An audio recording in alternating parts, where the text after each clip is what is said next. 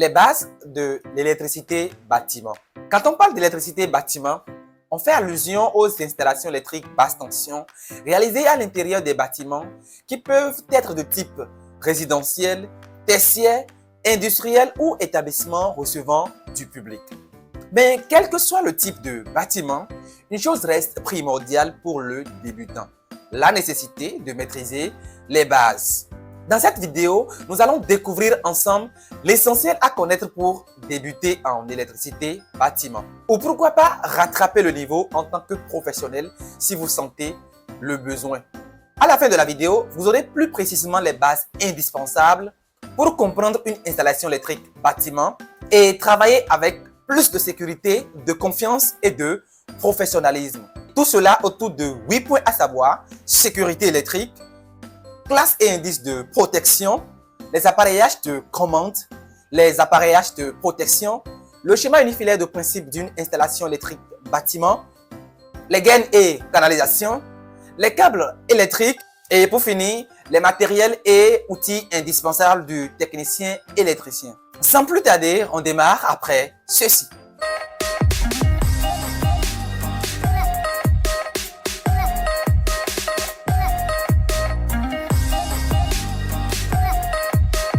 Ça y est, sécurité électrique dans le bâtiment. Avant toute intervention en électricité bâtiment, il est indispensable de comprendre les dangers du courant électrique. La sécurité électrique passe avant tout. Lorsque le courant traverse le corps humain, il provoque des chocs électriques dont la gravité dépend principalement de l'intensité du courant. Alors, ces chocs peuvent aller de 5 picotements pour une intensité de 0,5 mA à une paralysie respiratoire pour une intensité de 30 mA. C'est pour ces raisons qu'en électricité, la sécurité passe toujours avant la technique. Et donc, avant de penser au câblage électrique, au matériel ou à la rapidité d'exécution, l'électricien doit d'abord penser à sa propre protection. Et la première protection de l'électricien passe par l'utilisation des équipements de protection individuels, les EPI. Les EPI sont les premiers alliés du technicien électricien. Casque, chaussures de sécurité, gilet. Ce sont les 3 équipements individuels indispensables. Eh bien, le reste, c'est à vous de voir en fonction du travail que vous aurez à exécuter sur le chantier, la nécessité de porter gants, lunettes de protection, masque de protection.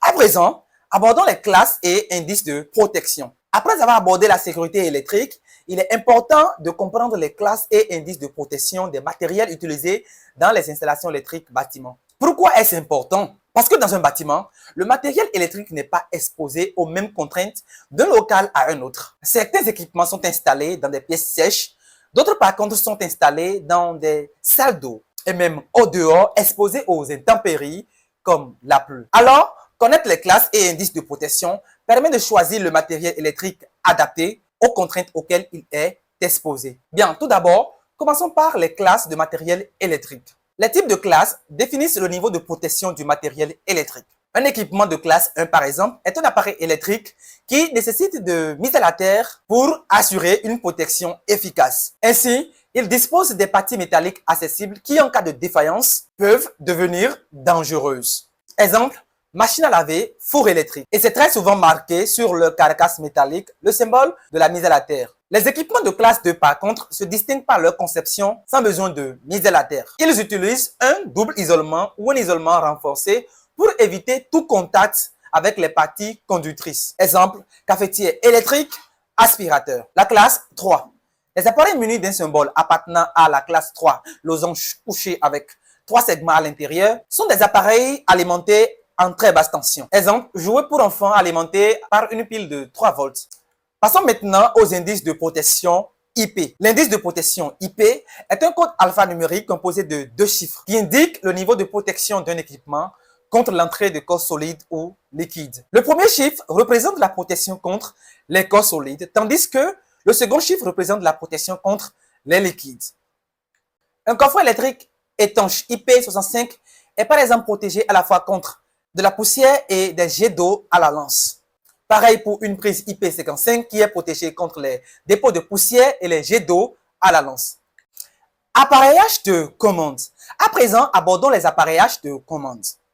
Les appareillages de commande sont les dispositifs utilisés pour contrôler, piloter ou interrompre volontairement les circuits électriques. Il s'agit entre autres des interrupteurs pour allumer ou éteindre des lampes, des rhéostats pour commander des brasseurs d'air, des dismatiques pour allumer ou éteindre des climatiseurs, des boutons poussoirs pour sonnerie et lampes également.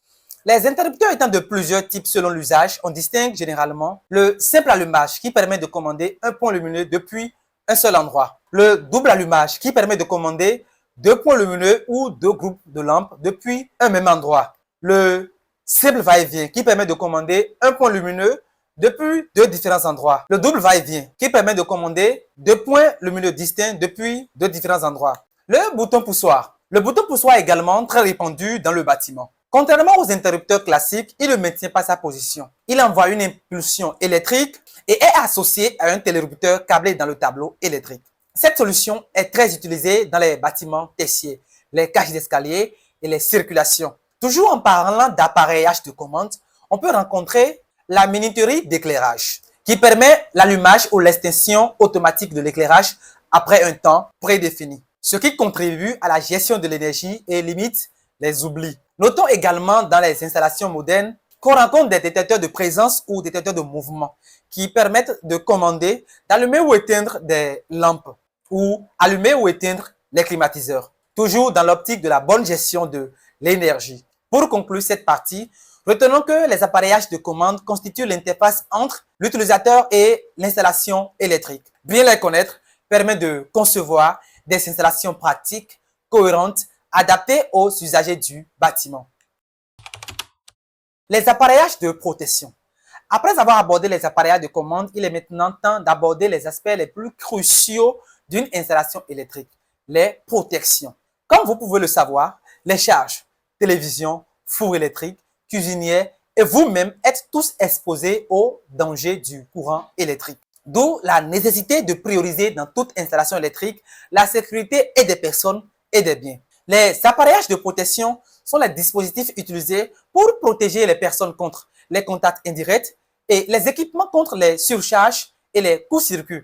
On distingue les appareillages de sectionnement tels que l'interrupteur sectionneur qui permet d'isoler le circuit de son alimentation, le parafoudre qui permet de protéger l'installation contre les surtensions issues de la foudre, les interrupteurs différentiels qui permettent de protéger les personnes contre les contacts indirects, les disjoncteurs magnétothermiques qui permettent de protéger les équipements contre les courts-circuits et les surcharges. Bien, parlons du schéma de principe d'une installation électrique bâtiment. En tant que débutant, il importe de savoir que toute installation électrique requiert d'une architecture générale qu'il faut absolument connaître. On parle de schéma unifilaire. Eh bien, prenons une pause rapidement pour voir ce à quoi il ressemble.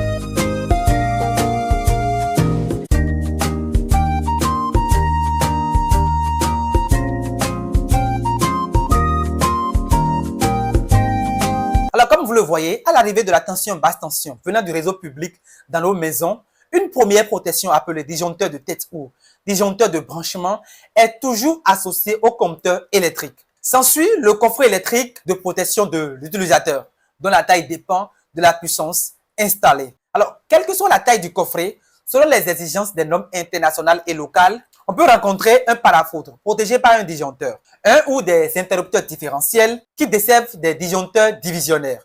Bien, tenons bon. Abordons à présent les gaines et canalisations électriques. Les gaines sont utilisées pour protéger les câbles et les fils contre les dommages physiques. Elles sont généralement constituées de matériaux isolants tels que le PVC ou le polyéthylène. Dans les installations électriques bâtiments, on distingue les gaines ICTA, isolants, centrables, traversalement annelés, qui sont beaucoup plus connues sous l'appellation de gaines annelées. Elles sont utilisées pour les poses encastrées dans les murs ou dans les dalles et sont spécialement traitées pour empêcher la propagation des flammes, raison pour laquelle c'est conseillé d'utiliser à l'intérieur des bâtiments, contrairement au TPC. Les conduits IRL, isolants, rigides, lisses. Contrairement aux gaines ICTA, ces conduits sont beaucoup plus utilisés pour les installations apparentes. Les tuyaux TPC, quant à eux, sont principalement utilisés pour les canalisations enterrées et donc interdits à l'intérieur des bâtiments selon la norme NFC 1500. Les chemins de câbles, ce sont les dispositifs en acier galvanisé utilisés pour faire passer plusieurs câbles électriques. Ils sont principalement utilisés dans les installations électriques industrielles, tertiaires et locaux techniques. Contrairement aux gaines ICTA, TPC, IRL, les câbles restent visibles sur les chemins de câbles, ce qui facilite les extensions et les maintenances. Parlons goulottes et moulures. Elles sont principalement utilisées pour les installations apparentes, notamment en rénovation de bâtiments, surtout lorsque les saignées dans les murs ne sont pas possibles ou souhaitées.